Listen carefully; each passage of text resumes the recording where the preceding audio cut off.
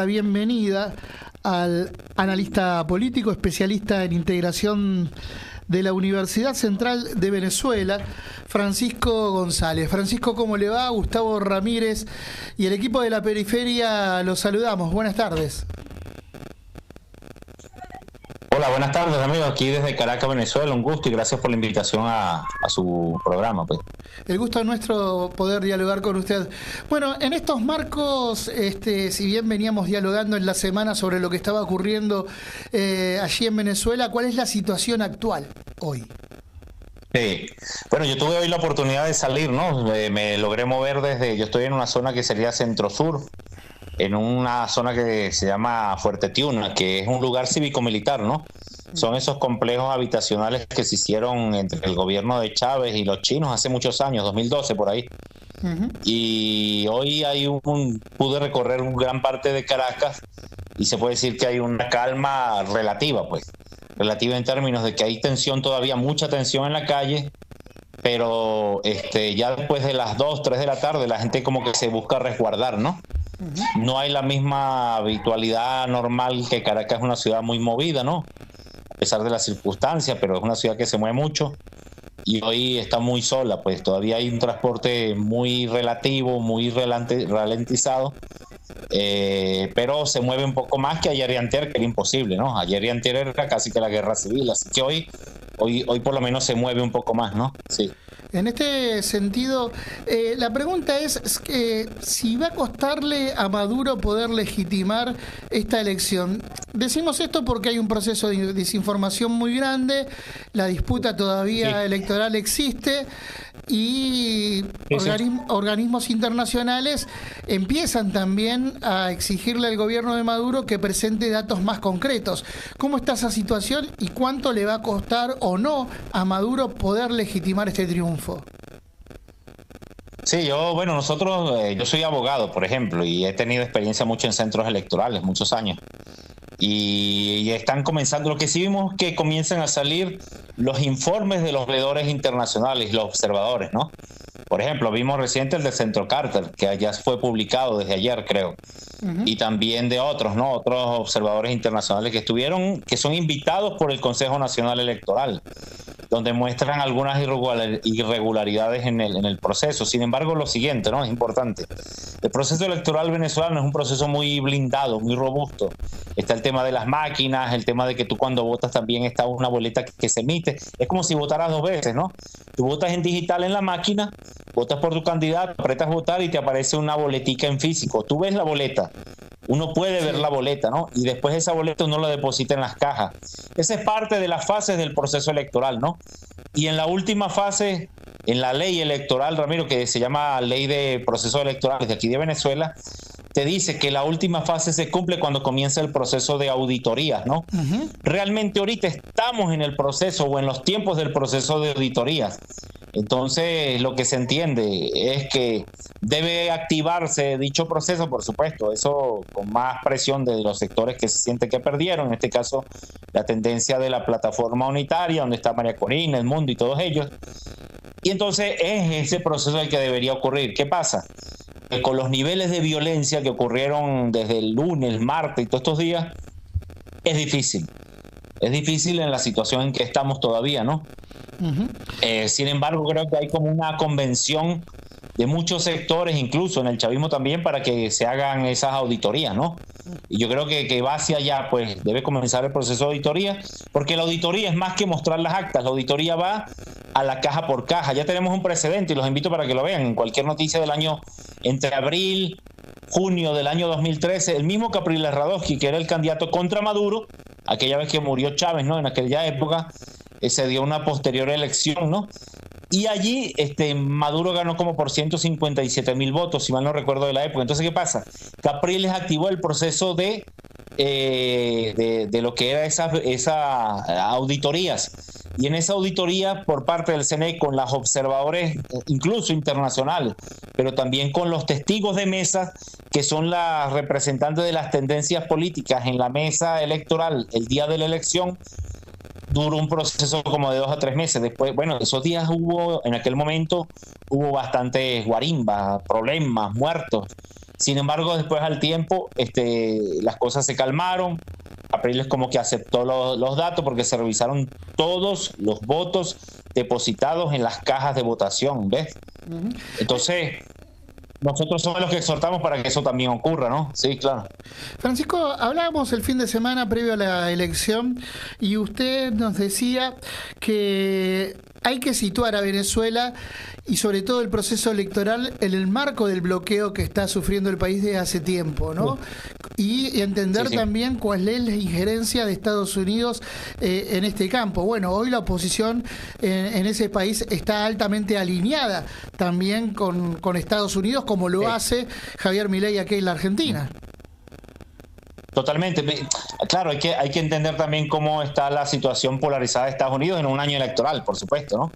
Estados Unidos ahorita, bueno, en una difícil situación electoral donde Biden renunció hace días. Kamala Harris parece que es la candidata del lado de los radicales, de conservadurismo republicano. Está Trump, que casi lo asesinan hace 2 semanas, también tiene una situación complicada electoral. Entonces, dentro de esas complicaciones nacionales de Estados Unidos, pero también en las internacionales, el tema de la guerra en Ucrania, donde ellos están inmiscuidos hasta los tuétanos, ¿no?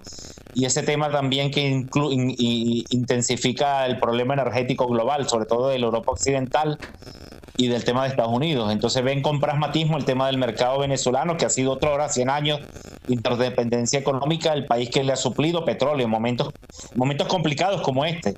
Volvieron a ver a Venezuela, a pesar de las sanciones, a pesar de los temas, a pesar de que nos quieren secuestrar a Citgo, pragmáticamente tuvieron que ver el mercado venezolano. Y entonces se dieron ciertas licencias para que empresas como Chevron y otras de otros países, ya sea Repsol y otras, pudieran renegociar petróleo venezolano, y bueno, y en eso están, ¿no? Uh-huh. Ese pragmatismo permitió ciertos niveles de inversiones, por decirlo así, de empresas estadounidenses aquí. Entonces, eso está ahí, ¿no? Claro, hay que ver que este año electoral, si llegara a ser Trump, creo que cambiaría tremendamente la película, pero eso es todavía algo que no sabemos. En este momento, si bien ellos pueden decir muchas cosas, lo cierto es que hay ciertos pragmatismos, que hasta Kamala Harris lo dijo en su Twitter estos días, en sus declaraciones recién, que espera que los venezolanos resuelvan sus cuestiones internas. Y al final, Ramiro, creo que es un problema de nosotros los venezolanos. Nosotros tenemos que resolver esto, como hemos resuelto otros, ¿no? Uh-huh. Creo que la tendencia dominante de la oposición, lo malo en las oposiciones ha sido el tema que dejaron que el sector más radical capitalizara los liderazgos dentro de esa lógica. María Corina nunca debió ser de las primarias, nunca debió ser ni siquiera acercarse a una candidatura. De hecho, no es candidata, es el señor del mundo, que lo vemos quizá un poquito más de centro, pero que está siendo cercado y arrimado a las tendencias extremistas de derecha. Uh-huh. Eso es lo que está pasando realmente allí también, ¿no? En ese sentido, cabe reflexionar en cuál es la situación económica que atraviesa Venezuela, ¿no? Algo que ha trascendido muy notoriamente en la Argentina es que Venezuela, a través de la política económica que lleva adelante Maduro, se ha dolarizado esa economía. ¿Cuál es la situación real que atraviesa hoy económicamente el país? Bueno, recordemos que, por ejemplo, después del 2017, 18 años muy difíciles económicamente en el país, la moneda venezolana fue atacada enormemente, ¿no? Todo lo que era el tema de los intercambios en Colombia, el tema de la devaluación masiva de la moneda, el mercado internacional, el problema energético de Venezuela para sostener la moneda a través de la compra y venta de las divisas, ¿no? Eso se complicó mucho y eso hizo que la moneda venezolana prácticamente se pulverizara. Dentro de esa lógica de aquel momento muy crítico para el país, te hablo por ahí 2017, 18, ¿no? Económicamente, el común, eso le han llamado los economistas la dolarización espontánea, vio el dólar como una moneda, una forma de tratar de mantener pues ciertos resguardos económicos, ¿no? Y se comenzó a mover el dólar, pero en la calle, no todavía el gobierno. Más adelante el gobierno de Maduro, viendo la situación, busca la manera de generar ciertas leyes de apertura para el hecho de poder intercambiar legalmente la moneda venezolana por el dólar divisa, ¿no? Paulatinamente, pues, a medida que se ha venido y también el mercado interno se ha venido mejorando, ¿no? El hecho de la no exportación, el cerco económico tan complicado contra el país, hizo que productores nacionales también entraran al mercado venezolano, incluso con niveles de exportación, ahora muchos de ellos, ¿no? Entonces la economía ralentizadamente se fue como mejorando un poco, ¿ves? Y ahora pues también se le suma a eso el tema de que paulatinamente el mercado petrolero, ya Venezuela está bordeando el 1.000.000 de barriles de petróleo, cuando llegamos a estar en el 18 en casi 300.000, saca cuenta, de 300.000 a 1.000.000 de barriles actual, el costo actual que está, no sé, 80, 90 dólares el promedio, 85 por ahí. Entonces la economía comienza a tener, digamos, más divisas, se mueven más las cosas, ¿no? Y hay ciertas mejoras, pues, te lo digo también incluso a nivel salarial que ha ocurrido en el país. Entonces eso también hace que de alguna manera la economía, si bien todavía es problemática, pero es mucho mejor que la que teníamos en el 17 o en el 18, en este momento, ¿no? Y en ese sentido, bueno, creo que eso era un tema que también estaba dentro de la campaña electoral del presidente Maduro, y que, bueno, sí, también el 1 de mayo se esperaban las expectativas de un cierto aumento salariales, que no se dieron sino a nivel de bonos, pero no salariales, y eso creo que también tuvo sus costos políticos, porque pudieron haber tomado decisiones, creo, y lo dicen algunos, que pudo hacer asesorías económicas en torno al presidente, pero eso estaba ahí en el tapete, ¿no? Las expectativas sobre un aumento salarial más sustancial, sobre todo en el tema de lo que son los profesores, los maestros de escuela, ¿no? Que es un gran contingente de personas que son asalariados por el Estado, ¿no? Uh-huh. Y eso en Venezuela es como una lógica histórica, ¿no? De 3 a 5 millones de personas, por ejemplo. Sí. Francisco, Martín Tomasini te saluda, ¿cómo estás? Hola Martín, buenas tardes. Te consulto, con todos los hechos que vienen ocurriendo, ya el daño está hecho. Lo que vemos nosotros desde acá, que la institucionalidad queda manchada, por más que se resuelva políticamente la situación. Obviamente lo vemos desde acá a muchos kilómetros de distancia. ¿Vos cómo ves la salida? Mira, yo no te voy a decir que esta situación haya ocurrido por la elección como tal. Creo que ya venía de antes. Las instituciones aquí, Martín, están muy tocadas, funcionan de una manera quizás muy deficiente por el hecho mismo económico, ¿no? Uh-huh. Si en Venezuela había algo que era característico, te hablo porque yo llegué a ser funcionario hace 15 o 20 años, era el hecho de que ser funcionario de Estado te daba como caché, era como una élite, no, era como que los profesionales, ¿ves? Sí. Estabas ahí, entonces eso te daba ciertos niveles. Eso se acabó.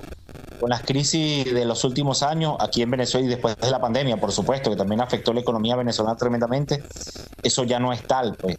Ya no se paga bien, es difícil los salarios, la gente llega a acuerdos a veces con los sindicatos para trabajar por horas, ¿no? Van a otros trabajos. Es muy ralentizado ese tema de trabajar en el sistema, digamos, público venezolano, ¿verdad? Uh-huh. Es una economía de sobrevivencia todavía. El tema del bloqueo de verdad afectó tremendamente, aunado a problemas internos que hubo, temas también de corrupción dentro de PDVSA, como lo que vimos recientemente de Tarek El Aissami, que el mismo gobierno promovió su detención a Tarek El Aissami, que fue presidente de PDVSA, y las criptodivisas, toda esta locura que pasó, ¿no? Entonces todo eso vino afectando de alguna manera también quizás haber acelerado procesos que hubiesen mejorado la economía con más potencia, ¿ves? En este momento, por ejemplo, que lo necesitamos. Entonces las instituciones ya sufrían ciertos golpes debido al tema económico. Entonces, bueno, en este momento el gobierno, bueno, sí, el gobierno va a defender su postura. Maduro, el CNE sacó ya su declaración de lo que ha sido la proclamación, pues, del presidente. Sin embargo, otra cosa que era importante poner en cuenta, el CNE sí decidió hace unos meses, pues, que el tema de la toma del poder va a ser el otro año, independientemente de quién ganaba, sea Maduro o Edmundo González. La toma va a ser el próximo año. Entonces quedan como estos 6 meses para ver qué cosas pueden ocurrir, ¿no? Entonces, ¿qué pasa? Que el sistema electoral, que vuelvo y digo que es un sistema bastante fuerte, tiene su última fase, y esa última fase todavía no está activada, Martín. Es un tema que debe activarse, y acuérdate que en Venezuela, a diferencia de otros países, es un sistema de una sola vuelta. El que gane ese día ganó. No es como allá en Argentina, que es el balotaje, ¿no? Como pasó recientemente entre Milei y Massa. Entonces también en Venezuela eso hace que el sistema electoral de alguna manera tiene que tener muchos controles. Y la última fase, que es la fase que precisamente culmina con las auditorías, esa que es este momento, no ha comenzado. Y una cosa que nos pone muy suspicaces, el hecho de que por qué María Corina y Edmundo González y sus asesores que los tienen, que son muy buenos, que saben eso, no han activado por allí, sino que lo que se vio fue la violencia de estos días. Eso es muy raro, ¿ves? Es un ambiente muy raro también en ese aspecto. Y hemos visto discrepancias de ella con Edmundo. Cuando ella ese día decía que eran marchas pacíficas, que era falso, había mucha violencia, tipos armados, paramilitares y todo, asesinando gente en Caracas y en otros estados del país. Y resulta, bueno, en la rueda de prensa que dieron justo en medio del caos, Edmundo González llamaba más a la conciliación, al diálogo, ¿no? A las sinderes, y lo aplaudieron fue a él. Venezuela ha vivido momentos de mucha violencia estos últimos años y no queremos más violencia, y eso se vio porque los radicales matones de estos días que vimos en la calle se quedaron solos. Al final se quedaron solos. La gente, si bien salió a protestar pacíficamente algunos, pero después que vieron esa locura se han resguardado, y así está Caracas ahorita. La gente sale a la calle temprano, pero después se resguarda, ¿no? Entonces como que no hay mucho apoyo al tema de la violencia en este momento, ¿ves? Francisco, le agradecemos estos minutos compartidos con nosotros aquí en La Periferia. Seguiremos en contacto como lo venimos haciendo en este proceso. Gracias y será hasta la próxima. No, gracias a ustedes, pues. Seguimos aquí atentos. Cualquier cosa, siempre a la orden. Muchas gracias. Bárbaro. Abrazo grandes. Así escuchábamos al analista político especialista en integración de la Universidad Central de Venezuela, Francisco González, aquí en La Periferia.